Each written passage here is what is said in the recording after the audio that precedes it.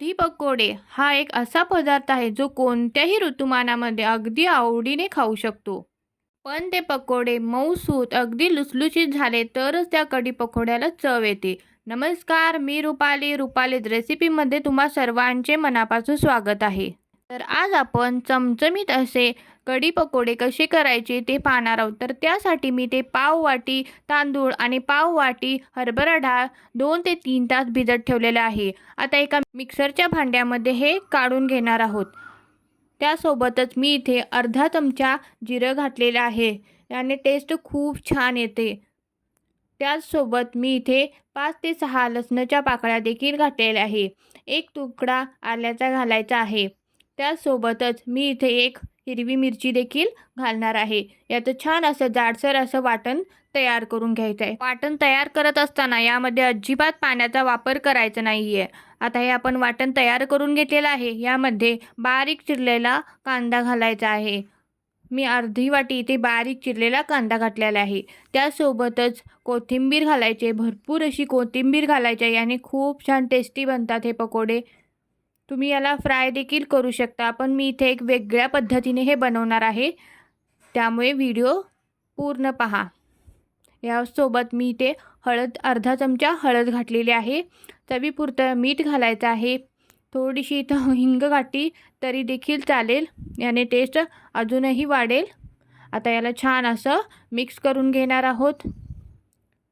अगदी छान बनतात हे पकोडे, एकदा नक्की करून पहा. याला छान असं मिक्स करून घ्यायचं आहे. मी इथे एक वेगळी पद्धत सांगितली आहे, तुम्ही फ्राय देखील करू शकता. आता मी छान याला मिक्स करून घेतलेले आहेत, जेणेकरून जो कांदा आहे, मसाले आहे ते छान याला लागून जातील. आता इथे मी एक जी चाळण असते ती घेतलेली आहेत आणि अशा पद्धतीने ह्याचे छोटे छोटे गोळे करून हे घेतलेले आहेत. आता हे छान असं आपण स्टीम करण्यासाठी ठेवून देणार आहोत. त्याचबरोबर आता मी इथे एका बाउलमध्ये अर्धी वाटी फेटलेले दही घेतलेलं आहे. यामध्ये मी 1 चमचा बेसन घालणार आहे. 1 चमचा किंवा 1.5 चमचा घातला तरी देखील चालेल.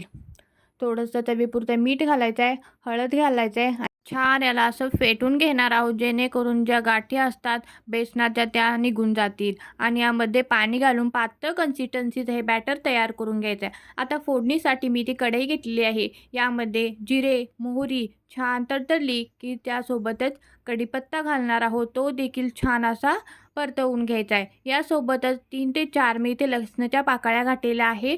इथे ठेचलेला लसूण घालायचा आहे. तुम्ही आणखीन घातला तरी देखील चालेल, याने टेस्ट खूप छान येते. आता यामध्ये कधी कधी ना फक्त आपण हरभरा डाळीचे देखील पकोडे बनवू शकतो, पण यामध्ये थोडासा तांदळाचा वापर केल्यामुळे ना हे पकोडे आणखीन सुंदर बनतात. त्यामुळे एकदा हे अशा पद्धतीने नक्की करून पहा. आता मी फोडणीमध्ये थोडंसं हिंग देखील घातलेलं आहे. छान असं आपण याला परतवून घेणार आहोत. खमंग अशी फोडणी तयार झाली की यामध्ये आपण हे बनवलेलं बॅटर घालणार आहोत. त्यानंतर यामध्ये आणखीन थोडंसं मी पाणी घालून घेतलेलं आहे, जेणेकरून आपली जी कढी आहे ती शिजल्यानंतर थोडीशी दाटसर बनते. त्यामुळे मी पुन्हा थोडंसं पाणी घातलेलं आहे. हाय फ्लेमवरती याला छान अशी उकळी आणायची आहे आणि मीडियम गॅसवरती याला शिजवून घ्यायचं आहे. इथे गोळे देखील छान असे स्टीम झालेले आहेत. छान अशी आता कढी देखील आपली उकळत आहे. त्यानंतर आपण हे स्टीम केलेले जे पकोडे आहेत ते यामध्ये घालून घेणार आहोत. छान अशी उकळी आणायची आहे. 2 ते 3 मिनटं आपण याला शिजवून घ्यायचं आहे.